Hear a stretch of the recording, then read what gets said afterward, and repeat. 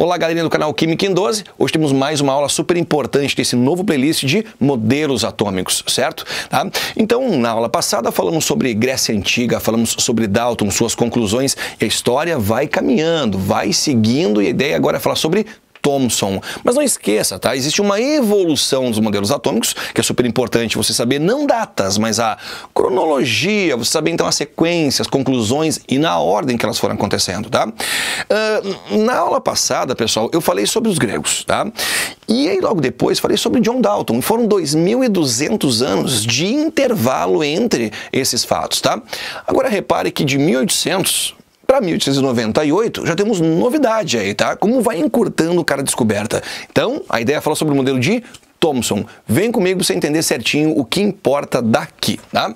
Modelo atômico de Thomson. Né? Esse inglês, então, pessoal, tá? Tirou conclusões super importantes pra gente, usando a ampola de Crookes. William Crookes, então, acabou montando essa ampola de vidro e fazendo certas experiências ali dentro que depois John Thomson vai utilizar, perfeito? Tanto as experiências, as conclusões e vai lançar um outro modelo atômico, tá? Então temos aqui uma ampola de vidro conectada a fiozinhos, onde a gente vai ter descargas elétricas de altíssima voltagem, 10, 15 mil volts, perfeito? Uma voltagem super alta. Lá dentro também, pessoal, eu vou ter gás rarefeito. Certo? Então vamos colocar gás a baixa pressão. Muito bem, colocado gás a baixa pressão, a gente vai dar uma descarga elétrica, sem saber muito o que vai acontecer, porque quando essa ampola foi feita, experiências começaram a ser feitas nela também, não sabia muito bem o que ia acontecer, o que ia rolar. Certo, então temos aqui, né, gás rarefeito, gás a baixa pressão, e vamos dar uma descarga elétrica. Eles perceberam que, ao dar uma descarga elétrica, 10, 15 mil volts, né, em gás a baixa pressão, surgiu um feixe luminoso ali. Na verdade, na parede dessa ampola começou a surgir um feixe luminoso. Luz aparecendo ali, algo que nunca tinha acontecido, era desconhecido. Então, o que é esse feixe luminoso? O que é essa luz que está aparecendo ali? E você baixava mais ainda a pressão, essa luminosidade ela se intensificava, reparou? Perfeito? Tá? Então, lá no final dessa ampola, você viu um brilho cada vez mais intenso. O que é esse brilho? O que está acontecendo aqui? Tem a ver com Thomson, tem a ver com Crookes, tem tudo a ver, são experiências deles que a gente, na verdade, vai descrevendo. Não na ordem que aconteceu na época, mas, galera, tá? Uma experiência que foi feita usando a ampola de Crookes foi o seguinte: para descobrir o que é isso, que feixes são esses, tá? Aproximou-se placas positivas e negativas. Positivas e negativas. E olha o que aconteceu. Aconteceu uma deflexão, aconteceu um desvio para as placas positivas. Percebeu? Então esse feixe ele sofreu uma inclinação para a placa positiva. Lembra aquela frase que todo professor já te falou? Os opostos se atraem. Não é isso? Os opostos se atraem. Então se esse feixe está inclinando para o lado positivo, ele apresenta carga elétrica negativa. Então temos algo, não sabemos o que, com carga elétrica negativa. Sabe que nome deram a esses raios, a esse feixe? Raios catódicos, porque saía do cátodo, saía do polo negativo. Então, raio catódico. Professor, mas eu conheço por um outro nome. Sim, mas na ordem cronológica, primeiro foi dado o nome de raios catódicos. Pegou? Quer anotar? Anota aí, tá? Então tá, os raios catódicos têm carga elétrica negativa. E a coisa vai para frente. A gente vai ver mais uma experiência usando ali a ampola de Crookes. Foi colocado lá dentro um pequeno catavento, tá vendo? Catavento, tá? Esse catavento é feito de mica, um material muito leve, um mineral de baixa densidade, tá? Foi colocado dentro, então, ali da ampola de Crookes. E dá-lhe descarga elétrica, perfeito? 10, 15 mil volts. Vamos ver o que vai acontecer. Esse catavento, ele começou a girar. Pessoal, quando a pá de um ventilador, ok, de um catavento de porte menor, grande, enfim, começa a girar, é porque algo está batendo naquele catavento, naquela pá. Tá? Algo com massa, então nós temos uma partícula aqui, temos algo corpuscular. Então se o catavento ele acabou sofrendo esse giro, como vocês estão vendo na animaçãozinha, tá? Temos algo corpuscular, temos uma partícula. Não sabemos muito bem quem é, mas então o raio catódico, ele é uma partícula de carga elétrica, lembra? negativa, uma partícula com carga elétrica negativa. Então foi na ampola de William Crookes que isso foi sendo, na verdade, descoberto, tá? Muito bem, o raio catódico, ele é corpuscular. Mais uma experiênciazinha então com eles, vamos lá, tá? Foi colocado um anteparo metálico lá dentro, tá? Semelhante a uma cruz, como você também está vendo aqui nesse desenho, dentro da ampola de Crookes, e dá-lhe raios catódicos, tá? E percebeu-se então que mesmo em posições diferentes, os eletrodos, tá? O que acontecia? Esses raios caminhavam em linha reta, ok? Você não tinha placas positivas e negativas desviando, esses raios caminhavam em linha reta. Conclusão a mais ali usando a ampola de Crookes. E galera, com outras experiências mais, tá? Foi deduzido que o raio catódico, ele era muito mais leve. Ele era muito menor do que o átomo. Então, para pensar comigo, tá? Se foi descoberta uma partícula de carga negativa, como, né, você sabe agora, que é muito menor do que o átomo, o que a gente vai concluir? Que o átomo não é indivisível. Se existe algo menor que o átomo, então é porque o átomo pode ser dividido, tá? Então o átomo ele é divisível. Parece uma coisa pequena, mas isso mudou muito na história. 2.300 anos pensando de um jeito, né? E aí John Thomson vem aqui e prova o contrário. Tanto que ele ficou conhecido como o cara que dividiu o indivisível, né? Galerinha, então você tem aqui, tá, uma partícula, uma nova partícula, na verdade, né, sendo incorporada à história. Que mudou de nome raio catódico para elétron, perfeito? Então, quando você faz uma prova, quando você faz o Enem, enfim, ali no teu colégio, a tua prova também, se falarem da descoberta do elétron, o raio catódico, depois chamado de elétron, John Thomson, certo? John Thomson.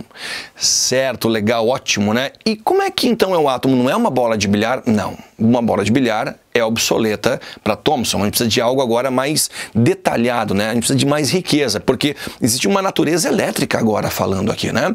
Vamos ver como é que é o átomo de Thomson, porque uma bola de bilhar não é suficiente para explicar o modelo dele, tá?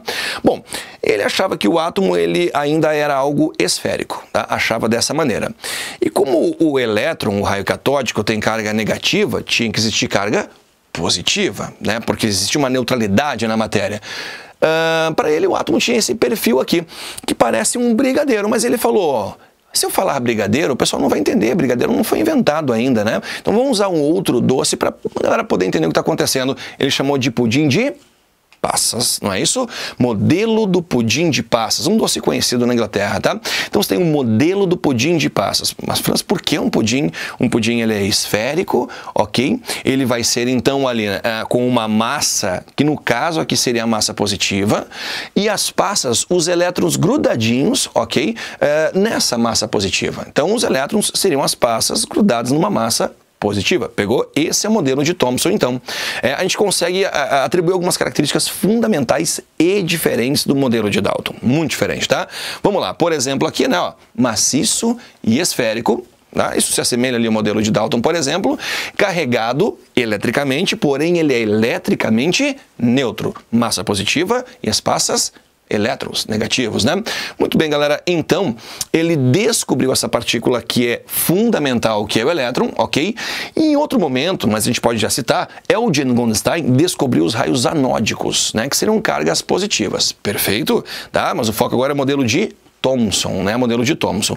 Muito bem, galera. Então, temos uma série de conclusões a analisar. Vem comigo, ó. O átomo, então, ele é neutro. Carga positiva e negativa. Isso você pegou, né? Como o átomo apresenta elétrons que possuem cargas negativas, o átomo deve ter cargas positivas, que inspirou-se ali na massa, ok, ali do pudim. Os elétrons não estão fixos ou presos ao átomo, perfeito? Eles se atraem, então, ali, né, para a massa positiva, ok? Mas eles, então, podem ser alterados ali na sua posição. Existe uma certa vibração, enfim. O átomo pode ser considerado como um fluido contínuo de cargas positivas, aquela massa que eu te mostrei, onde estariam distribuídos os elétrons de carga negativa incrustados ao redor desse átomo. Tá? Associou-se o modelo a um pudim de passas porque representa melhor. Quando você indica para alguém, olha, como é que é o átomo de Thomson? Pensa em um brigadeiro, pensa num pudim de passas. A pessoa vai conseguir associar as coisas corretamente. Como os elétrons que estão espalhados apresentam a mesma carga negativa, existe uma repulsão contínua, mútua ali, né? O que faz com que eles estejam uniformemente distribuídos. Então, se todo mundo tem a mesma carga, né? Eles têm o mesmo tamanho, enfim, tá? Eles vão se repelir continuamente, mutuamente, criando um espaço homogêneo entre eles, tá? Então, assim seria ali o átomo de Thomson, modelo do pudim de passas. Legal, galera. Então, que principal diferença a gente considera quando compara-se o modelo de Thomson e o modelo de Dalton? Uma coisa muito importante é que a divisibilidade passou a ser considerada, né? Dalton, indivisível, Thomson, átomo divisível. Não se falava em cargas elétricas quando se falou em Dalton, e agora temos cargas positivas e negativas e uma partícula descoberta, o elétron. Vamos praticar? Vamos ver como é que uma questão envolvendo Thomson? Vem comigo, eu vou te mostrar. Galerinha, é sempre importante, então, a gente praticar o que a gente acabou de ver, e uma questão que fala do modelo de Thomson pode ser essa aqui. Acompanhe. Há mais de 100 anos, J.J. Thomson determinou pela primeira vez a relação entre a massa e a carga do elétron, o que pode ser considerado como a descoberta do elétron. Como falei agora há pouco para vocês, né? É conhecida como uma contribuição de Thomson ao modelo atômico, a essa evolução aí, né, que está acontecendo. O átomo ser indivisível, ele contribuiu dessa maneira?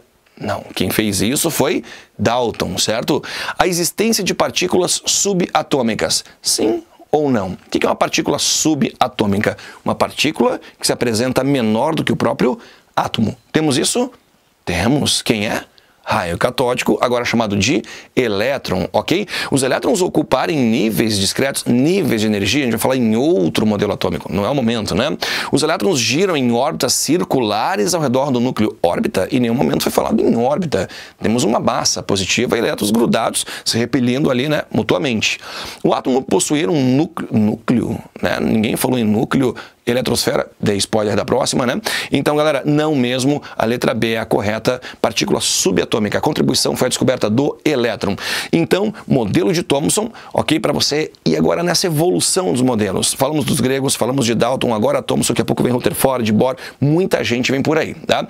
Importante entender cada passo que a história deu e cuidar, pessoal, tá? Quando se fala numa questão sobre Thomson, não está se falando da atualidade, e sim, cerca de 1890, onde você tem toda uma tecnologia, né, ainda bem pouco desenvolvida, né, mas a questão fala sobre Thomson, considere as conclusões sobre Thomson. Vem mais aula por aí, ok? Se inscreve no canal, avisa a galera que tem modelos atômicos para você entender, ok? Ativa o sininho e até a próxima aula. Tchau, tchau.